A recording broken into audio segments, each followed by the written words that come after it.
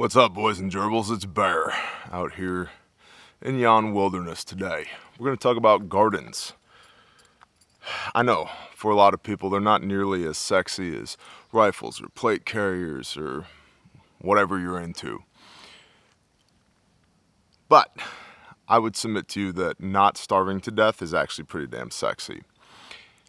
The world that we live in is getting more and more unpredictable by the day. Your dollar is worth less today than it was even a short while ago. We've all seen the systemic attacks on agriculture and food production here in the country. Transportation issues of being able to move food from where it's grown to the grocery store. What about civil unrest in grocery stores and around grocery stores?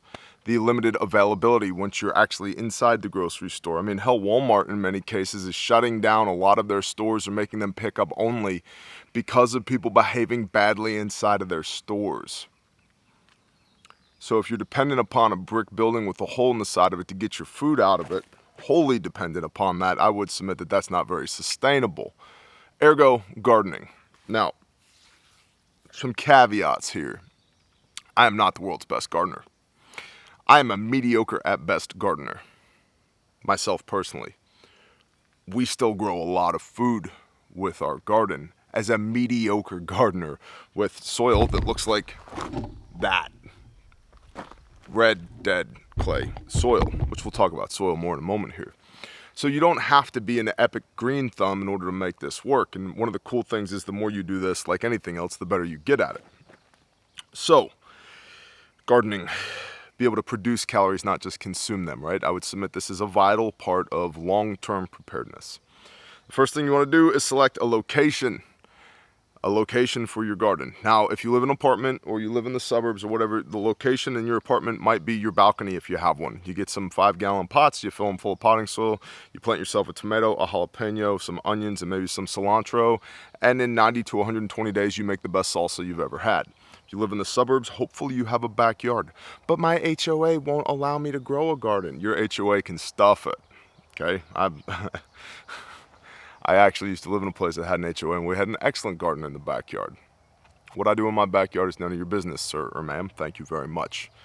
And then many of y'all know, I previously lived in the suburbs of North Texas, and in our backyard we had raised beds, 11 raised beds, row crops, fruit trees, berry bushes, backyard laying hens, meat birds and a little tiny chicken tractor, meat rabbits, rainwater collection, just all rocking and rolling in the backyard. 14-foot high sunflowers, right? It was cool.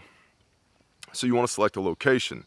Now, if you live a little bit more rurally or you have a very large backyard, you're looking for an area that's relatively close to the house in your zone 1, if you're doing permaculture stuff, relatively close to the house so that you can get to it because you're going to need to tend it every day or at least every other day, right? Looking for a location that has decent drainage, doesn't hold a whole bunch of water because too much water will actually kill a garden. And, drumroll please, has some sunlight. And that's part of the challenge that we have here where we're at, because we have so many freaking trees that I have to take trees out to make sunlight. All right, so looking for a place with sunlight, a place that doesn't retain too much water, but you can get water to it, and then that it's near enough to your house, zone 1, that you can work it every day. Next thing you're going to want to do is test your soil. Even if you're importing soil, if you're bringing soil in on a dump trailer or in the back of a pickup truck, or you're buying bags of soil at the big box store, you still want to test the soil because you're going to want to amend the soil. This is where having critters is super awesome. I get literal tons of cow shit and sheep shit and chicken shit there, and as a byproduct, I get food out of these animals as well. But I have all this awesome nitrogen-rich fertilizer that I then compost, and I would strongly recommend you compost, even if you live in a matchbox. Compost, because that beautiful black gold is excellent for your garden. So you're going to want to test your soil and then amend your soil, all right? Next, for plant selection. Plant what you eat what you plant. Okay, it's a lot like long-term food storage. Like, Bear, what should I store for the apocalypse? I don't know. What do you eat? If you don't eat garbanzo beans, don't store garbanzo beans. Don't grow garbanzo beans. Also, where do you live? Because in certain places you can grow citrus and other places you can't, right? But Bear, did you see the guy in Montana and he's got like a half underground greenhouse thing and he's growing oranges year round? That's amazing. If you have that much interest in doing that, then go for it. But don't pontificate about what could be in the comments. Talk about what you are doing, okay? Is it possible? Yes, but it's the exception to the rule, not the rule. And if you're brand new to gardening, I wouldn't recommend digging a greenhouse into the side of a bank and then covering it with plastic and then growing oranges your first go round. That guy's had a few reps and sets. If you are there, awesome, mazel tov, bless you. If you're not, figure out what do you eat. Well, I don't really like hot stuff. Then don't grow hot peppers, grow sweet peppers. Oh man, we use a lot of tomatoes, grow tomatoes. What about like simple staples like potatoes? I ate some potatoes that we grew yesterday. Yukon Golds. They were excellent, right? Excellent. Straight out of the ground, wash them, slather them with some olive oil, a little salt and pepper, throw them in the oven on a sheet pan for 30 minutes at 400. Phenomenal. It comes right up out of the ground. And the little itty bitty potatoes that are left over, that's the seed potatoes for the next crop. Right, so like follows after like, kind after kind. So you plant what you eat what you plant. Same concept as long-term food storage. You store what you eat what you store. Right? If you're not into rutabagas, don't plant rutabagas. Tracking? Tracking like a tank, Bear. All right, roger that. You can also look at like perennials. Like for example, I love asparagus. Big fan of asparagus. Well, asparagus is a perennial, right? Sorry, it's a little warm out here in eastern Oklahoma today. Asparagus is a perennial, so you plant it once, it gets established, and then it keeps coming back for approximately 20 years. That's pretty cool, right? So I eat a lot of asparagus. It grows here. We've amended our soil so that it will grow in the raised bed that it's in, and it just keeps producing asparagus year after year. Awesome. Super duper cool. I actually have 3 asparagus beds. It's awesome. Next, watering and weeding. This is going to be what you're going to spend most of your time on in the garden. Like you plant and then you water and weed for 90 to 120 days depending on the crop, and then you harvest, right? And by the way, when you harvest, all the extra green leafy material that's left over, the stalks of the plants and the leaves and all that stuff, compost that too. Put those nutrients back into your soil so you can recapture those nutrients. Don't just chuck them or burn them. You can also use it as fodder for your animals, you know, feed it to the sheep. Just make sure that, like for example, like potatoes, the stalk and leaves of potatoes can be toxic, that's the word I was looking for some animals, right? So just do a little bit of research before you feed the greens to your animals for fodder. But you can either feed them to your animals for fodder or compost them. Okay? Okay, Bear. Watering and weeding. To the extent that you can, try and automate this process as much as possible. You could have, I'm off grid. Okay, fill an IBC tote full of water and then allow the hydraulic pressure in that tank to push water out of a hose on a drip line. Cool.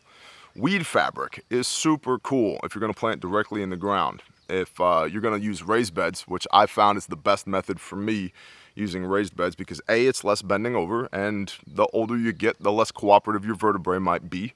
Okay, so it's less bending over, and B, I can do a much better job of containing and amending the soil in this raised bed. And I can amend different raised beds for different things. Okay, a little bit more acidic, a little bit sweeter, a little bit more nitrogen over here. Need a little dabble of phosphorus in this one, right? So I like that a lot, raised beds a lot. So weeding is going to be a thing. Weeding will usually start a couple, 3 weeks after your plants start coming up, then everything else starts coming up too. You just get in there, pull them out while they're small. Okay? Okay, roger that. Pest control. This could be squash beetles. Squash beetles destroyed our garden last year. It was very demoralizing. And you can use all types of natural or unnatural things to kill insects. Whatever floats your boat, man. I'm not here to pass a value judgment on you. If you're into like chemical warfare on bugs, go for it. If you're gonna sprinkle essential oils on your plants instead, go for it. Whatever works for you.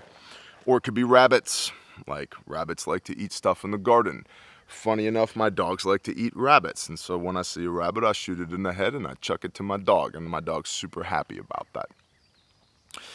Deer in many places is an issue, and there's a couple of things you can do with deer. One is you can fence the deer out of the garden, which requires a lot of money and time and patience and isn't always successful. Two, something that my dad taught me when I was a youngin'. We had two very large garden plots, 2 1-acre plots. 2 acres of garden. 1 acre of that garden was specifically for Sam Salsa. That was my dad's name, Sam. And it was tomatoes, pepper plants, onions, garlic, cilantro, and a couple of other things thrown in there. And he would make up hundreds of pint jars of Sam Salsa per year and sell them for $5 a jar, way back in the day. Supplemental income, right? But around the ring of that garden and around the ring of the other garden, which was for feeding us, we had a large family full of growing children. We had a 1 acre garden for the home, which was your potatoes and peas and green beans and corn and squash and zucchini and, all the other things, right? Peppers. 7 rings around the garden. My father would plant alternating a ring of onions, then a ring of garlic, ring of onions, ring of garlic, ring of onions, ring of garlic, ring of onions. And this is in upstate New York. We have a lot of deer and we have big deer in upstate New York. At least we did. For all I know, they're all gay now. I have no idea. As liberal as that freaking state has got. The deer walk back, hey, we're here to eat your garden. Okay. I don't know. But at the time, we had very large deer. They didn't like the smell of the onions and garlic. So they would walk to the edge of the garden, smell it, and turn around and walk away. They would not walk into the garden to eat the stuff that was inside of it. So you might try that. There's other things you can do. You can spray, what is that stuff? Basically like mace, hot sauce on your plants, and then they don't like the taste of it. They leave it alone. Deer-proofing gardens is its own subject. But you're going to have to deal with pests. Now, in the apocalypse, if a deer walks up to your garden, meat's back on the menu, boys. But before the apocalypse, you might want to think about how do you keep the deer out of your garden so you can eat it.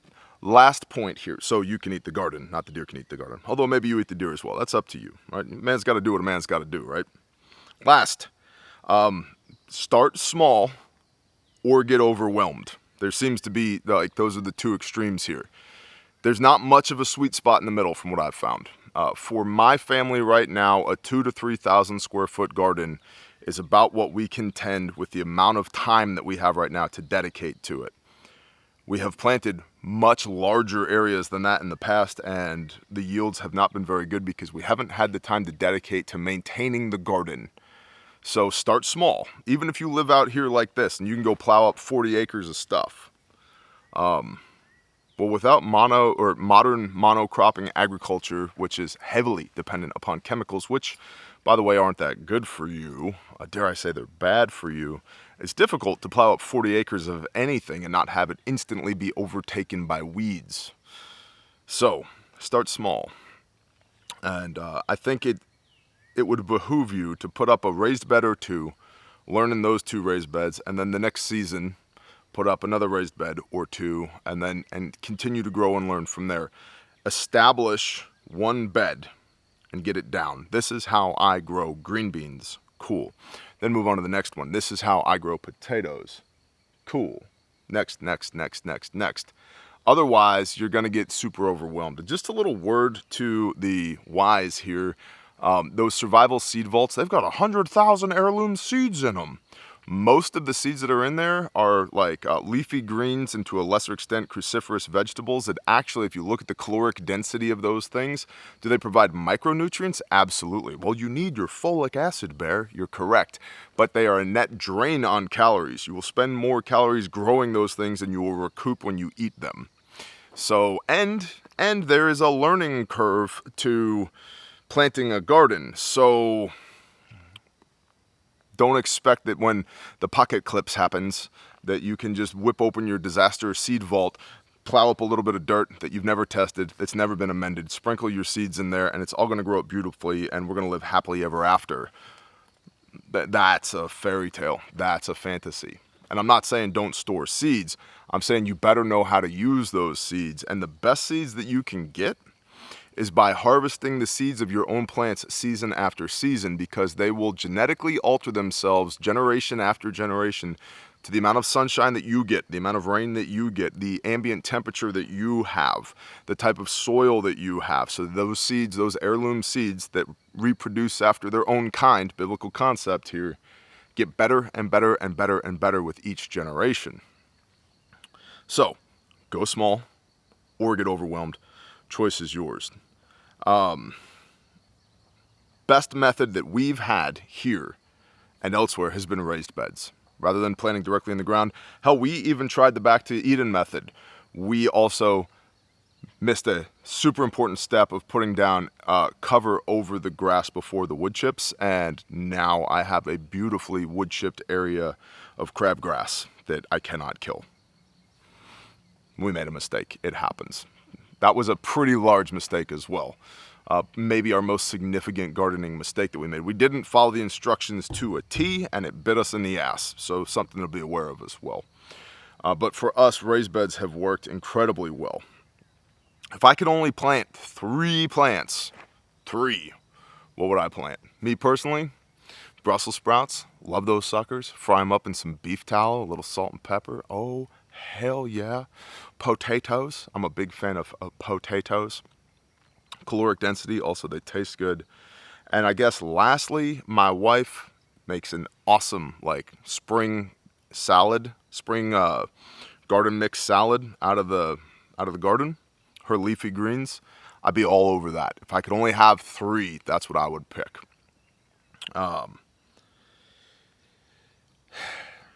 The last thing I would say is unexpected benefits of having a garden. My buddy Squid, if you've been here for a long time, you've seen Squid on camera. My buddy Squid is the one who got me back into gardening because I grew up gardening, and he was very intent on gardening in North Texas. I was like, what are you doing, man? I'm like, why are you so into this? And he said something to me one day, standing in his garden, just watering his tomato plants. He was like, when you spend a lifetime dealing death, there's something really nice about dealing in life and making things grow.